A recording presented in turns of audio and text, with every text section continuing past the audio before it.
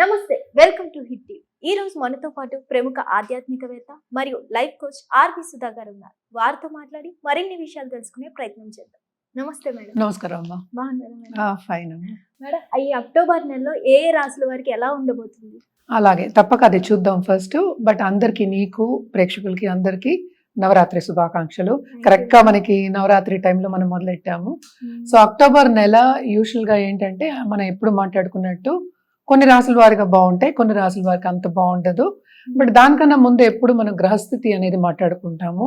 ఎందుకు గ్రహస్థితి మాట్లాడుకోవాలి అంటే ఏంటంటే, నేను వేరే ఇంటర్వ్యూస్ లో కూడా చెప్పున్నాను అనమాట. చాలా మంది కూడా కమెంట్ కూడా చేస్తున్నారు, మీరు చెప్పింది 5 నిమిషాలు గ్రహస్థితి గురించి అయిపోతుంది అని. బట్ గ్రహస్థితి తెలియకుండా మనం ఏంటంటే ప్రెడిక్షన్స్ ఇవ్వలేము. అంటే మన జాతక రీత్యా మనం ప్రెడిక్షన్స్ ఇస్తున్నాము, మంత్లీ ప్రెడిక్షన్స్. అంటే అక్టోబర్ నెల అయినా సరే, మన నవంబర్ అయినా సరే, డిసెంబర్ అయినా సరే, మళ్ళీ ఉగాది వచ్చినప్పుడు కూడా మనం అలాగే చెప్పి కొంతవరకు అంటే గోచారం ప్రకారం చెప్పి మనం చెప్పడం అనేది జరుగుతుందన్నమాట. అదేంటంటే ఏదో ఒకటి బేసిస్ ఉండాలి. అంటే ఏంటంటే ఎక్కడ గ్రహాలు ఉన్నాయి మనకి అక్టోబర్ 1st కి అనుకుందాం కాసేపు, లేకపోతే అక్టోబర్లో ఏ గ్రహాలు మారుతున్నాయి, ఏ హౌసెస్ మారుతున్నాయి, ఏ భావాల్లోకి వెళ్తున్నాయి, అవన్నీ చెప్తే ఏంటంటే మన ప్రెడిక్షన్స్ అనేది మనకి ఈజీ అవుతుంది.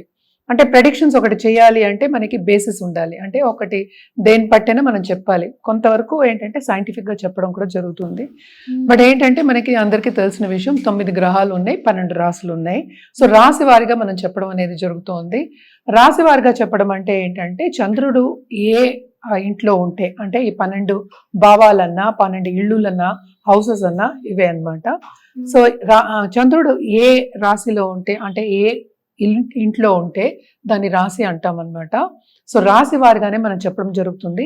వ్యక్తిగత జాతకం అనేది డిఫరెంట్ ఉంటుందన్నమాట. మనం చెప్పేది కూడా జనరల్ ప్రెడిక్షన్సే. సో ఫస్ట్ గ్రహస్థితి చూద్దాం అక్టోబర్లో ఎలా ఉంటుందో. సో ఎప్పుడైనా నేను మొదలెట్టేది శనీశ్వరుడి గురించి మొదలెడతాను. శనీశ్వరుడు ప్రస్తుతం రిట్రోగ్రేషన్ మోషన్ అంటే వక్రిచున్నారు, ఆయన మీనరాశిలో ఉన్నారు.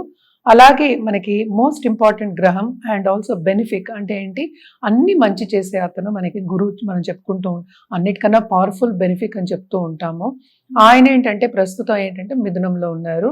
ఆయన అక్టోబర్ 18కి కర్కాటకానికి వెళ్తున్నారు. ఆయన కర్కాటకానికి వెళ్ళినప్పుడు ఏంటంటే ఆయన ఉచ్చ స్థితిలో ఉంటారు అనమాట. సో నెక్స్ట్ మనం మాట్లాడుకునేది ఏంటంటే శుక్రుడు గురించి మాట్లాడుకుందాం. శుక్రుడు ఏంటంటే మన 9th అక్టోబర్కి ఏంటంటే కన్యకి వెళ్తున్నారు అనమాట. తర్వాత బుధుడు ఏంటంటే very fast moving planet. October 3rd వరకు ఆయన ఎగ్జాల్టేషన్ లో అంటే కన్యలో ఉన్నారు. తర్వాత ఏంటంటే అక్టోబర్ 3rdకి ఆయన ఏమో తులకి వెళ్తున్నారు. మెర్కురీ ఏంటంటే వృచ్చికానికి వెళ్తున్నారు అనమాట.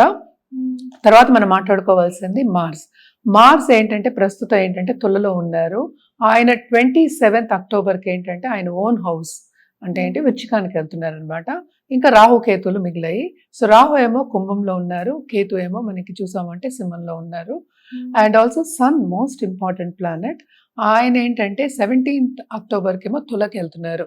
ఆయన తులకి వెళ్ళినప్పుడు ఏమవుతుందంటే ఆయన డెబిలిటేషన్ నీచ స్థితిలో ఉంటారనమాట. సో ఎవరెవరికి బాగుంటుంది అంటే జనరల్గా చెప్పడం అనేది జరుగుతోంది. సో బేసిక్గా ఏంటంటే వృషభానికి బాగుంది, అలాగే ఏంటంటే మిథునానికి బాగుంది, కర్కాటకానికి బాగుంది. అలాగే మనం చెప్పాలి అంటే మనకి కొంతవరకు మనం చూసాము అంటే వృచ్చికానికి కూడా బాగానే ఉంటుందన్నమాట. ఎందుకంటే గురు చూపు ఉంది second half of this month. అలాగే కుంభానికి బాగుంది, మకరానికి కూడా బాగుందన్నమాట. సో ఇవి కానీ ఏల్నాట్స్ అని ఏంటంటే మనకి మేషానికి, అలాగే కుంభానికి, అలాగే ఏంటంటే మనకి మీనానికి ఉన్నాయన్నమాట. ఆయన వక్రిచి ఉన్నారు కనుక ఆయన నవంబర్ 28కి మారుతున్నారు అనమాట. అంటే డైరెక్ట్ అవుతున్నారు, మీనంలోనే ఉంటారు. సో మళ్ళీ గ్రహస్థితి నెక్స్ట్ మంత్ వచ్చేప్పటికి మారుతూ ఉంటాయి. ఏదైనా సరే ఇవి జనరల్ ప్రెడిక్షన్స్, మన వ్యక్తిగత జాతకం మీద మనం అది ప్రెడిక్షన్స్ అనేవి మారుతూ ఉంటాయి. అంటే ఒక పరిహారం చేయాలి అంటే కనుక. బట్ ఇవి కూడా ఈ రాశుల వారు కూడా పరిహారం చేయొచ్చు. ఎలాగో నవరాత్రులే కనుక. సో నవరాత్రులు ఏ దేవి పూజించాలో ఒక్కొక్క రాశి వాళ్ళు మనం మాట్లాడుకోవచ్చు. మేడం, వృషభ రాశి వారికి ఈ అక్టోబర్ నెలలో ఎలా ఉండబోతుంది అంటారు? వృషభ రాశి వాళ్ళు చాలా అదృష్టవంతులని చెప్పాలి. ఎందుకంటే 2వ హౌస్ నుంచి 3rd అంటే 11th లార్డ్ అంటే ఏంటి 11 లాభం చెప్తూ ఉంటాము. ఆయన ఉచ్చ స్థితికి వస్తున్నారు 3వ ఇంట్లో. అది కూడా కొంతవరకు ఏంటంటే వాళ్ళకి లాభం ఇచ్చేది ఒకటని చెప్తాం. అంటే సక్సెస్ఫుల్ మంత్ కింద మనం చెప్పుకోవాలన్నమాట. అండ్ ఆల్సో మనం చూసాము అంటే ఈ రాశికి అధిపతి మనకి శుక్రుడు అయ్యారు. శుక్రుడు ఏంటంటే 9th అక్టోబర్ కన్యకి వెళ్తున్నారు. సో అంటే ఏంటి 5వ ఇంటికి వెళ్తున్నారు. సో తప్పక లక్ అనేది ఫేవర్ అవుతుంది. అంటే మంచి ఆపర్చునిటీస్ వస్తాయి. దేంట్లో కెరియర్ పాత్లో ఆపర్చునిటీస్ వస్తాయి. అండ్ ఆల్సో ప్రమోషన్ కానీ లేకపోతే వాళ్ళు చేసే పనిలో కానీ పైకి వెళ్ళే సూచనలు మనకి కనిపిస్తున్నాయి అన్నమాట. కొంతవరకు ఖర్చు అనిపిస్తుంది. అంటే ఏంటి, 10th లార్డ్ మనకి 11th లో ఉన్నాడు, అంటే శని వక్రించి ఉన్నారు. కానీ ఏంటంటే 11th లార్డ్ ఎగ్జాల్టేషన్కి వచ్చారు కనుక ఏది ముట్టుకున్నా కొంతవరకు వీళ్ళకి సక్సెస్ అనేది సాధిస్తారు. సో సక్సెస్ఫుల్ మంత్ అని చెప్పొచ్చు. అలాగే ఆధ్యాత్మికంగా స్పిరిచువల్ గ్రోత్ కూడా మనకి కనిపిస్తుంది అనమాట. వీనస్ ఏంటంటే ప్రస్తుతం కేతుతో ఉన్నారు, అంటే సింహంలో. తర్వాత ఆయన 9th అక్టోబర్కి వెళ్తున్నారు, అంటే అందుకనే సెకండ్ హాఫ్ అంటే సెకండ్ వీక్ అనుకుందాము. సో వెళ్ళిన తర్వాత కూడా కొంతవరకు వీళ్ళకి బాగానే ఉంటుంది. అంటే స్పిరిచువాలిటీ డెవలప్ అవుతుంది. గుళ్ళకి వెళ్ళడం కానీ లేకపోతే స్పిరిచువల్ రిలీజియస్ అందరితో కలవడం కానీ, స్పిరిచువల్ గురూస్ని ఫాలో అవడం కానీ, కొంచెం ఆధ్యాత్మికంగా ఉండడం కానీ ఇవన్నీ ఉంటాయి అన్నమాట. సో తప్పక వీళ్ళకి ఏంటంటే కొంతవరకు పీస్ఫుల్గానే ఉంటుంది, అలాగే సక్సెస్ఫుల్గా ఉంటుంది వృషభ రాశి వారికి అని చెప్పాలి. సో మొత్తానికి వీళ్ళకి సక్సెస్ ఉంటుంది అన్నారు కాబట్టి ఏమైనా బిజినెస్ స్టార్ట్ చేస్తే ఏమైనా లక్ ఫేవర్ అయ్యే ఛాన్సెస్ ఉన్నాయంట? తప్పక. అంటే ఆల్రెడీ బిజినెస్ పీపుల్ ఉన్న వాళ్ళకి డబ్బు వచ్చే సూచనలు మనకి కనిపిస్తున్నాయి. అదొకటి కాకుండా కొంతవరకు లక్ ఫేవర్ అవుతుంది అన్నాను కనుక తప్పక ఆ దారిలో నడవడం అనేది జరుగుతుంది. ఏదైనా ఒక నెలలో అనేది అవ్వదు కదా, స్లో గ్రోత్ అనేది బిజినెస్ అయినా స్టార్ట్ చేయడం అనేది జరగచ్చు, దానికి బ్రాంచెస్ రావచ్చు. అలాగే ఏంటంటే పార్ట్నర్షిప్ బిజినెస్ కానీ లేకపోతే మనం చెప్పడం ఏంటంటే ఆల్రెడీ ఉన్న బిజినెస్ కి కొన్ని బ్రాంచెస్ పెట్టడం కానీ లేకపోతే ముందుకెళ్ళడం కానీ అలాంటివి జరగచ్చు. అంటే ఉన్నత వ్యక్తుల పరిచయాలు అనేవి ఏర్పడతాయి. కానీ ఇక్కడ ప్రాబ్లం ఏంటంటే మనం చూసామంటే 4th లో డెబిలిటేషన్ 6th లో పడి ఉన్నాడు. అలాగే ఈ రాశికి అధిపతి కూడా మళ్ళీ ఏంటంటే ఆయన 6th కి వెళ్తున్నారు అనమాట. So second half of this month కొంతవరకు ఇబ్బంది పడే, అంటే ఏంటంటే కొంతవరకు మనం చేసే పనిలో కూడాను కొంతవరకు ఇబ్బంది పడే, అంటే ఏంటంటే ప్రెషర్ వచ్చే ఛాన్సెస్ మనకి ఎక్కువ కనిపిస్తున్నాయి. మనం చూసామంటే దసరా అనేది మనకి అయిపోయింది, కానీ విజయదశమి రోజు జనరల్ గా మనం చెప్పుకునేది ఏంటంటే విజయదశమి రోజు ఎవరు కూడాను ముహూర్తాలు అనేవి చూసుకోం. ఏది మొదలెట్టినా విజయం సాధించడం అనేది ఉంటుంది, అది ముహూర్తం కింద వస్తుంది. మనం జనరల్ ప్రెడిక్షన్స్ లో అలాగా చెప్పుకోం. అంటే వాళ్ళ జాతక రీత్యా కాకుండాను జనరల్ గా కూడాను ఎవరైనా సరే ఏ పనైనా సరే స్టార్ట్ చేస్తే విజయదశమి రోజు స్టార్ట్ చేయొచ్చు. మనకి October 2 విజయదశమి అయింది. సో ఏదైనా విజయం సాధిస్తారు అని చెప్తాం.